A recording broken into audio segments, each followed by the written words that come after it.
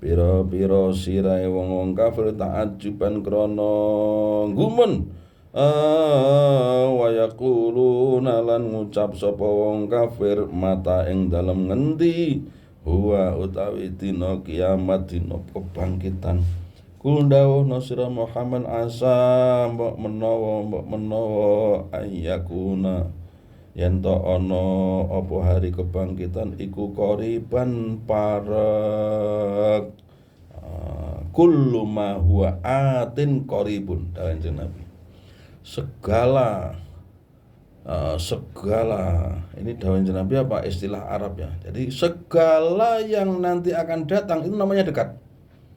Hari kiamat walaupun masih bertahun-tahun lagi, kita tidak tahu kapan, tapi itu namanya dekat. Karena apa? Dinamai dekat karena pasti terjadi. Orang yang masih bujang, kapan nikahnya? Dekat.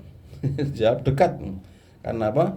Yang pasti terjadi itu namanya dekat. Nah, ini juga begitu. Mereka itu kemudian menggerak-gerakkan kepala mereka dan mengatakan, kapan itu hari kiamat itu? Hari kebangkitan itu kapan? Maka katakan Muhammad bahwa hari kebangkitan itu tidak lama lagi. Ya sangat dekat.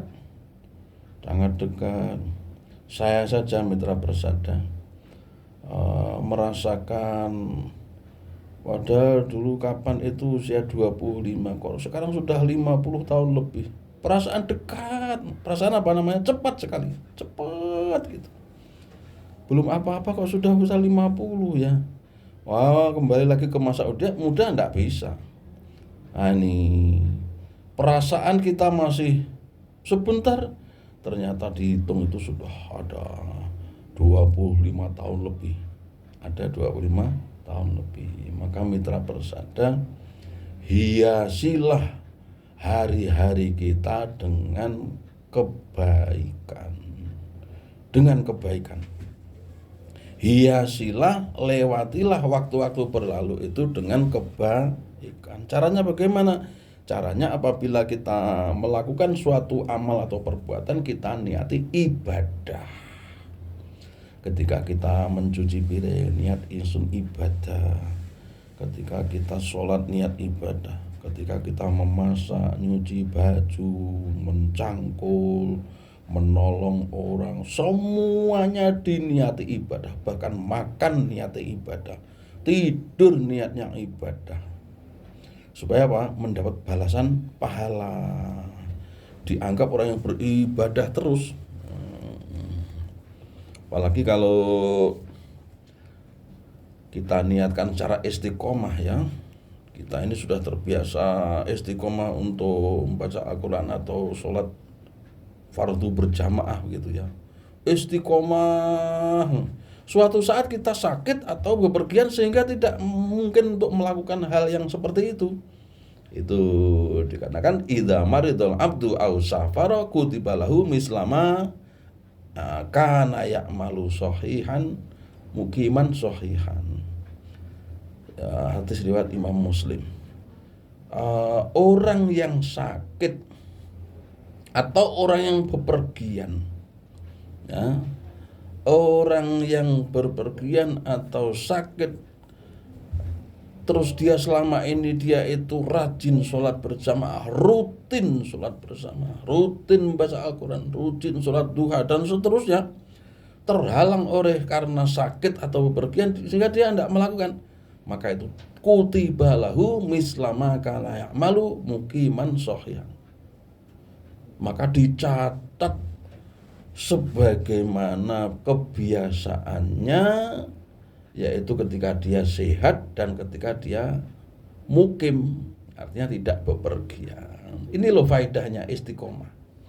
Istiqomah itu bermanfaat sekali. Kalau suatu saat kita sakit atau tidak bisa mengikuti hal yang biasa tadi itu, yang rutin tadi, karena kita bepergian, ini akan dicatat seperti pelakunya, seperti ketika kita mengerjakannya.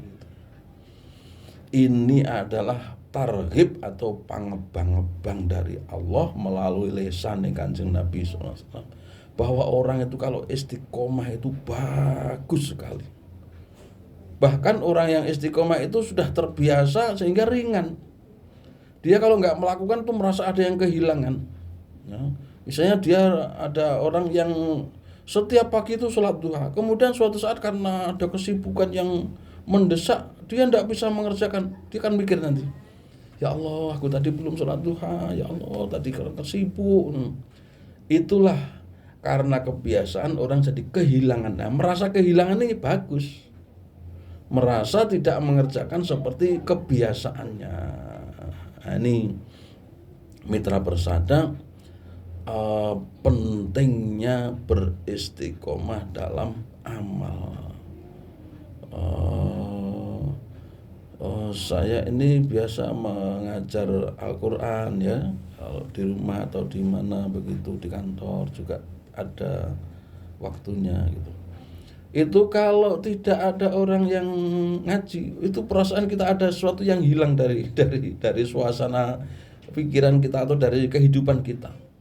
Karena apa? Sudah terbiasa dan rasanya nikmat betul. Inilah mitra persada, kalau kita sudah melakukan dengan istiqomah maka akan terasa ringan betul. Orang yang sholat berjamaah itu, mereka kalau sudah rutin kemudian tidak mengerjakan, mereka ada kehilangan. Eman, aku keturun eman tidak sholat berjamaah. Nah inilah mitra persada. Mudah-mudahan Allah ini membimbing kita ya, menggolongkan kita termasuk orang yang istiqomah. Ya ini seperti ini tadi ya. Seperti ini tadi, orang-orang yang terbiasa istighfar itu akan otomatis mengucapkan istighfar. Bahkan ada hadis itu disebutkan, tuba liman wajada fi sahifatihi istighfarun katsiran. Rawahu Tirmidzi.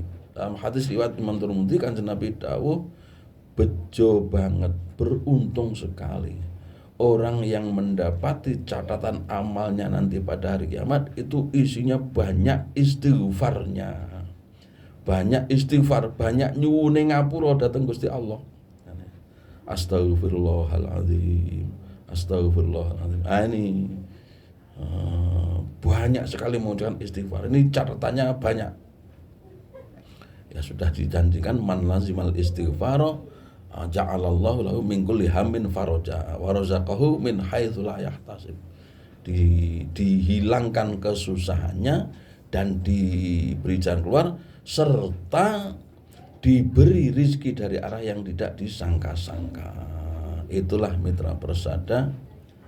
Mudah-mudahan Allah Subhanahu wa Ta'ala membimbing kita ke jalan yang benar dan memasukkan kita ke dalam golongan orang-orang yang baik.